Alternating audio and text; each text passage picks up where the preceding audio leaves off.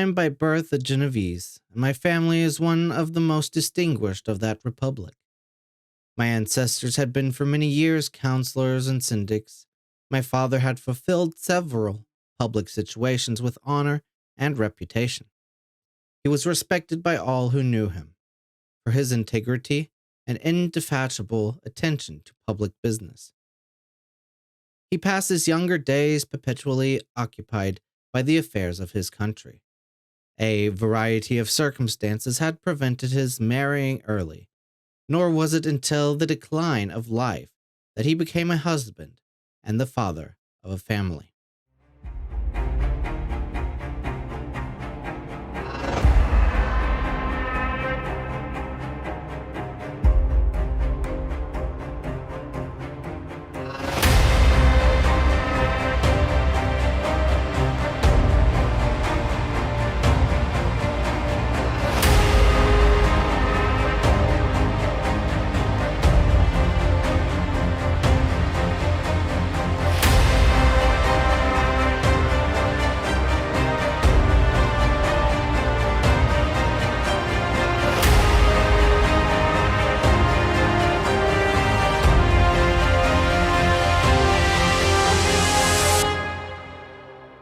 Hello there, and welcome back to the captivating realm of the Enigmatic universe. I am your host, Clifton3D, and today, as part of our Monster Madness October series, we're delving into another thrilling story.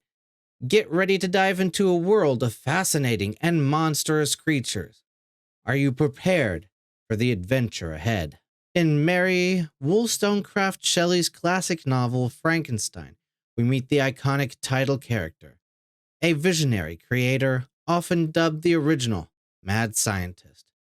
His relentless pursuit of scientific achievement leads to the birth of a formidable creature, ultimately sealing his own tragic fate. But there's a twist. The name Frankenstein isn't just about the scientist, it's also about the legendary monster he brings to life.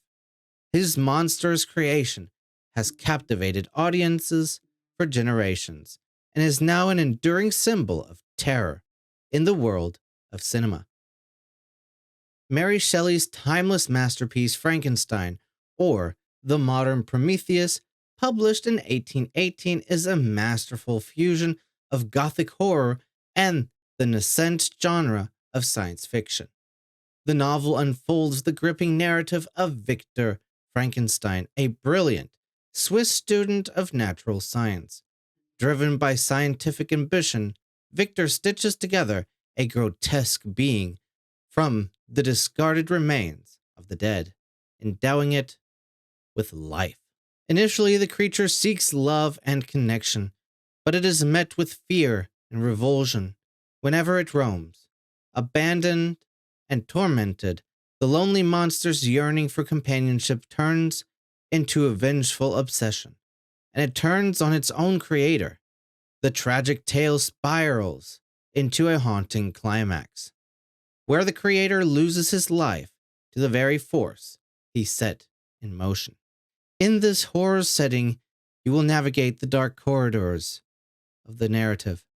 You will uncover the chilling depths of human ambition, the consequences of unchecked scientific curiosity, and the eerie renaissance of a story that still haunts our collective imagination to this day. The silver screen embraced Frankenstein's tale with open arms, starting with Thomas Edison's 1910 production, marking the birth of Frankenstein on film. Not far behind, two German classics, The Golem, 1914, and Homunculus, 1916, wove narratives reminiscent of the same airy theme, rooted in Jewish folklore. Hollywood's iconic Frankenstein 1931, featuring Boris Karloff as the unforgettable monster, drew inspiration not only from Shelley's novel, but also from the rich tapestry of The Golem. This cinematic masterpiece struck a chord with audiences and ignited a frenzy of Frankenstein adaptations, including the beloved Bride of Frankenstein, 1935, and the intriguing Frankenstein Conquers the World, 1969, crafted in Japan. The monster's versatility extended beyond horror, finding a place in the realm of comedy.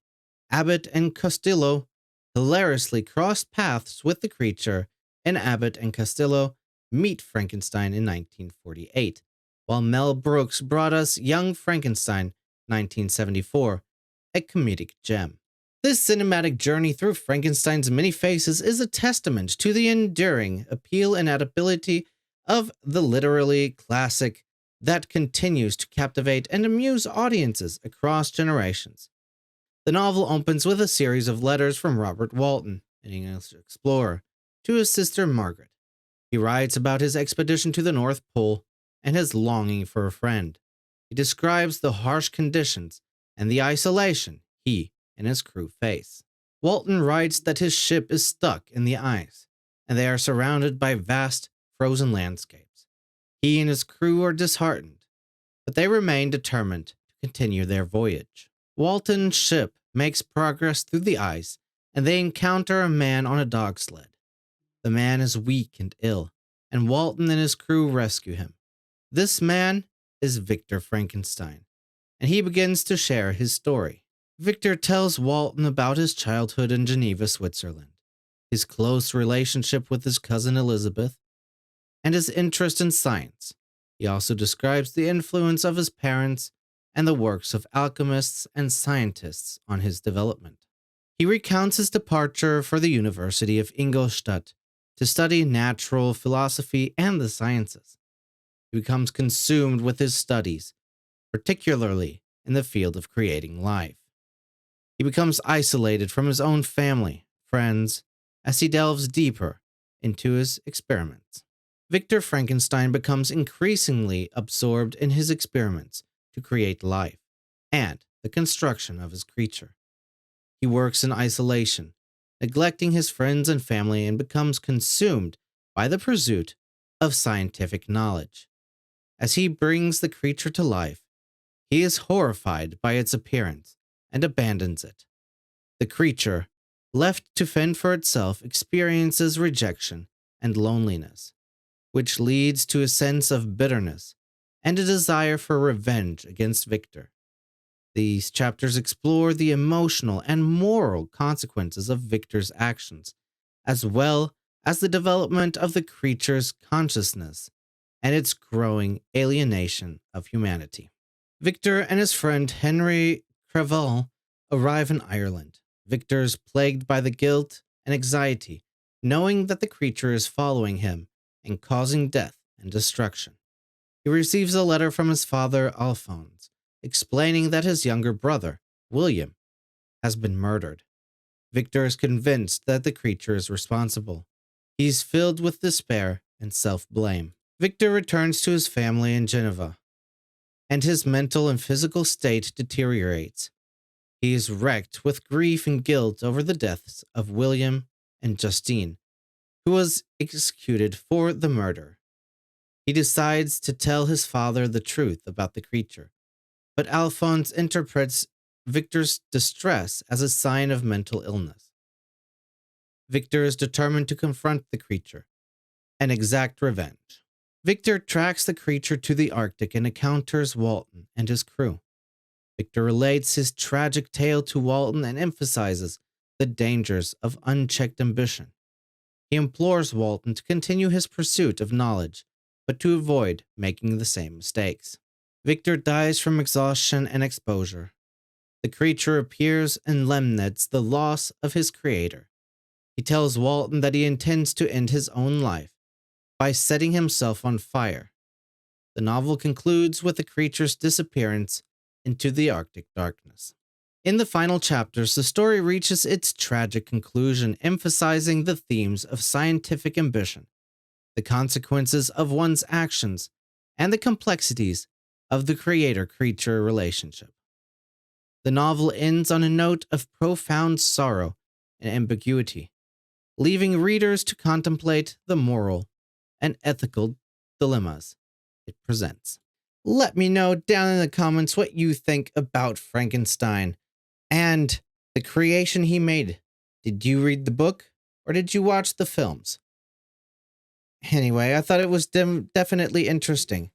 That's all for today. Until next time, stay curious. Remember to hit that like button because, well, likes are like cookies for YouTubers. We just can't resist them. And hey, if you haven't subscribed yet, what are you waiting for?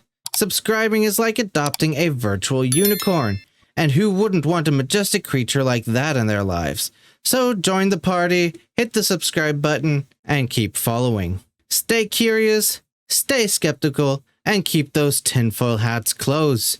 You never know when they might come in handy.